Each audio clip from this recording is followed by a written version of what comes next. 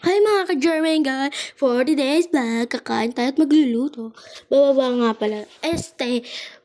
Lalabas na tayo na room. Kaya pala, magsuot muna tayo ng tsinelas. At ito na nga pala yung mga lulutuin natin. Burger patty at crab stick. Unahin nga pala natin ang lulutuin ay ang burger patty. Siyempre, burger patty muna. Ayan guys, natalsik-talsik pa oh. Sakit kaya sa kamay nun.